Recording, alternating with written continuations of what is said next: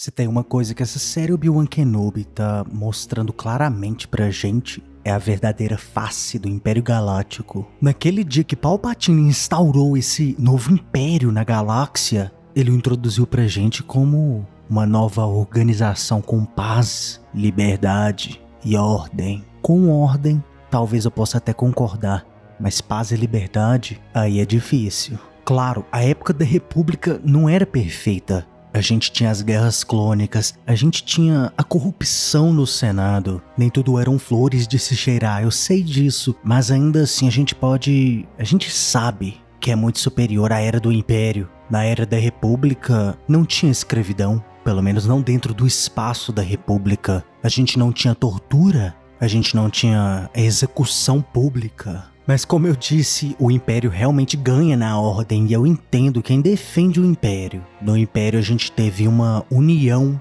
uma estabilidade na galáxia que a gente simplesmente não viu nos últimos dias da República. Mas a questão do tratamento público na Era do Império Galáctico era simplesmente inúmeras vezes inferior. E a gente vê essa crueldade com a população claramente nessa série Obi-Wan Kenobi. No episódio 3 a gente teve Darth Vader finalmente aparecendo na nossa tela. E rapidamente ele demonstrou pra gente que não tinha nenhuma boa intenção. Procurando Obi-Wan Kenobi nas ruas daquele planeta de mineração, Darth Vader revelou seu lado cruel, sufocando pessoas nas ruas, quebrando o pescoço dos civis. Você que defende o Império, você que luta pelo Sith, você pode tentar defender, falar que isso talvez era a fúria de Darth Vader procurando Obi-Wan Kenobi. Mas a gente sabe a verdade, essa é a verdadeira face do Império Galáctico. Ele traz a ordem, mas uma ordem a um alto preço, né? Um alto custo.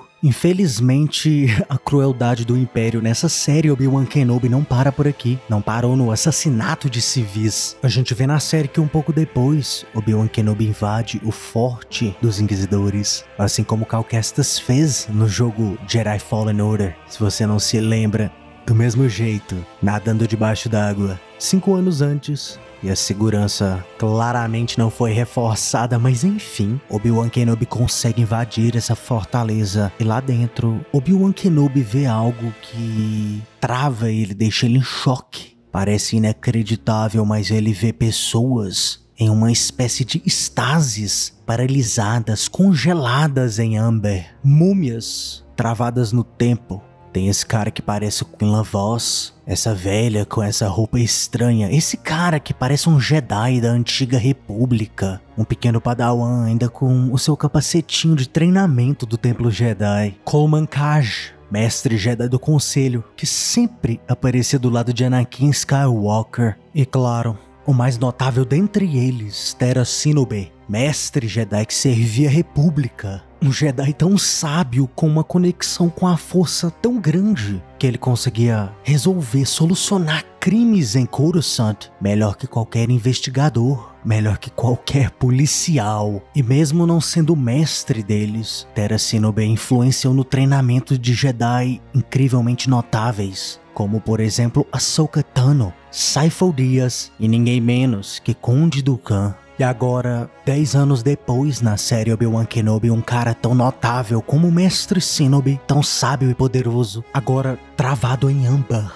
um monumento para todo mundo ver. Assistindo essa cena incrivelmente triste, super traumatizante, eu não pude evitar de pensar sobre isso. Por que o Império tá fazendo isso? Eles claramente não são uma espécie de troféu. A gente não tá vendo eles em pedestais. Não, eles estão congelados, travados, preservados em âmbar. E essa cena, ela me lembra de um filme, ela me lembra de Jurassic Park. Se você não se lembra, aquele pernilongo em âmbar foi o pernilongo usado para tirar sangue, para clonar os dinossauros. Dentro de Star Wars, a clonagem também é algo muito importante. A gente sabe que tem alguém na galáxia que adora clonagem. O Imperador Palpatine, ele ama a clonagem. Como a gente sabe no futuro, nas sequels Palpatine utilizaria da clonagem e de uma raríssima técnica Sith chamada transferência de essência para no fim se salvar da Estrela da Morte. Transferindo a sua alma para outro corpo, Palpatine escapa à tentativa de homicídio de Darth Vader e consegue retornar como o Imperador Sith definitivo de volta lá em Exegol. Se você não se lembra, o planeta Exegol estava repleto de tanques, clones de Snoke. Palpatine claramente por anos brincava com essa ideia, testava, praticava a clonagem. A Darth Vader 2021 número 11 mostra claramente isso pra gente. Com a mão de Luke Skywalker, Palpatine disse para Vader que conseguia fazer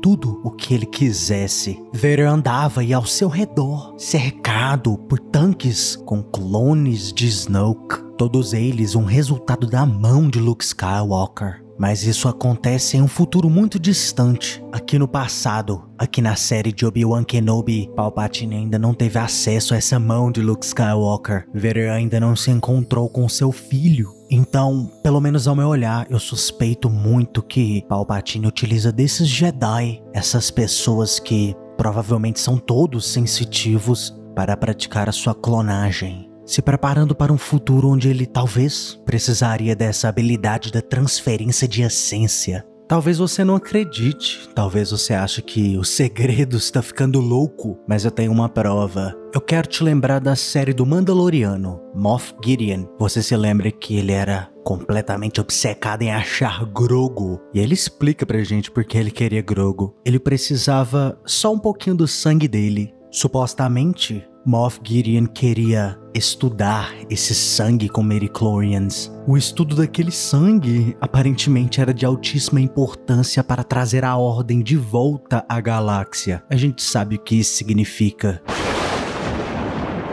Ressuscitar Palpatine. Mas claro, eu realmente posso estar errado. A gente sabe que o Império também tem outros planos para Jedi capturados. Lá na série Rebels, a gente vê isso. O pessoal escuta informações que uma Jedi ainda estava viva, Luminara Unduli. E claro, eles vão ao resgate. Luminara era uma Jedi incrivelmente poderosa. Além disso, ela seria uma excelente professora para Ezra, mas logo eles descobrem que Luminara não estava viva. O seu corpo, que foi morto durante a época da República, era usado agora como uma espécie de projeção, um holograma para atrair Jedi e capturá-los. O Império transformou Jedi mortos em armadilha para outros Jedi. Claramente o Império Galáctico tem inúmeros usos para esses Jedi que estão agora presos em Ambar. Seja para clonagem ou seja para capturar Jedi em uma armadilha. As intenções do Império claramente não são boas, mas deixa aí nos comentários o que você acha. E se você gostou do vídeo, não seja uma múmia, curta e se inscreva.